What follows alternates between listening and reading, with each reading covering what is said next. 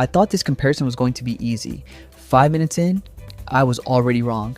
I actually switched back and forth between these 2-3 different times because every time I thought I picked a winner, something changed. So here's what I did.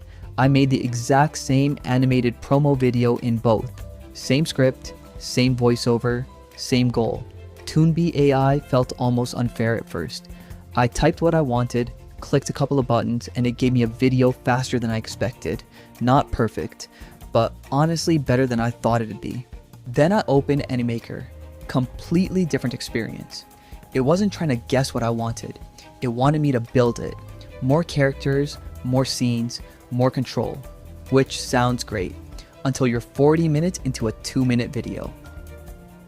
That's when I realized these aren't really solving the same problem. So I pushed both a little harder. I changed scenes, swapped voices, fixed timing, tried making the videos feel less AI. That's where Animaker started catching up. Actually, in some cases, it passed Toonbee. The animations looked more intentional because I could control almost everything.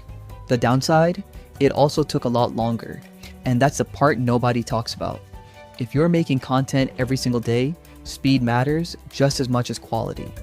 One thing I did like about Toonbee, it gets you from idea to something usable ridiculously fast. You can always polish it later. Pricing is another thing I think about. If you're barely touching the advanced animation controls, paying extra for them doesn't make much sense. So which one would I actually keep?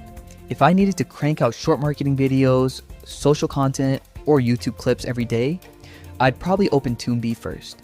If I were creating explainer videos, training content, or animations where every scene has to look exactly right, I'd use Animaker.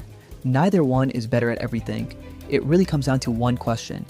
Do you want the AI doing most of the work, or do you want most of the control?